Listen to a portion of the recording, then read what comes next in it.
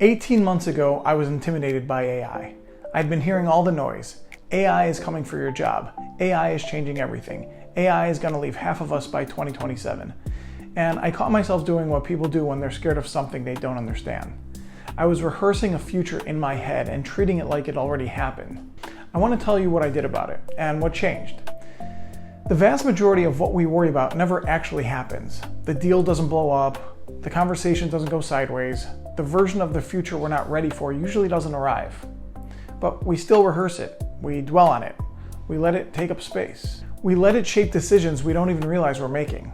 And that's where I was with AI a year and a half ago. So I decided to do something about it. I wasn't going to sit around on the sidelines and worry about what AI meant for me. I was going to get in front of it, learn what these tools actually do, test them, play with them, find out for myself what I was dealing with.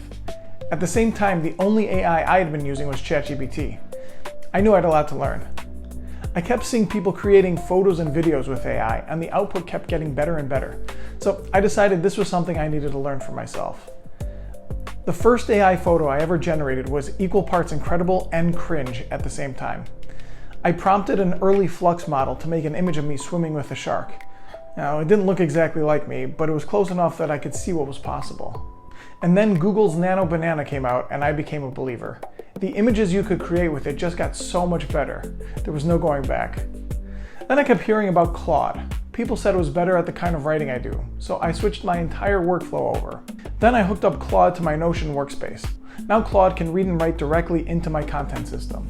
The newsletter I publish every Sunday, the whole content pipeline I'm building, all of it runs on top of this stack.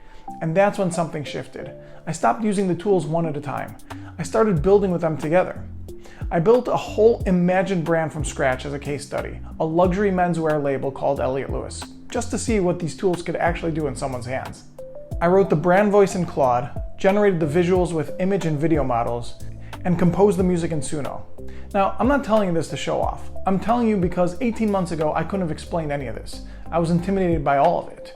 What changed wasn't me. It was that I started using the tools instead of reading articles or watching videos about them. That's the only difference. Here's what I keep coming back to. Worry feels productive. It feels serious. It feels like you're being a responsible adult preparing for what might be coming. It's not. It's the easiest move available. You don't have to make a decision. You don't have to risk anything. You don't have to be wrong in front of anyone. You just sit there and rehearse outcomes that probably aren't coming. Action is harder. Action means you might fail. Action means somebody might see you not knowing what you're doing. Action means you're going to be bad at something for a while before you're good at it. But action does the one thing worry never does. It actually changes the situation. If you're sitting on the sidelines right now with AI, or with anything else you've been telling yourself you'll get around to figuring out, here's what I'd tell you. The fear isn't really about the tool. The fear is about being left behind. AI is just what we're scared of this year. Last year was something else. Next year it'll be something entirely different. And the only thing that ever moves that kind of fear is the only thing nobody wants to do. Open it. Type something. See what comes back. Make something. Be mediocre at it. Try again. That's the whole cure. There's no shortcut.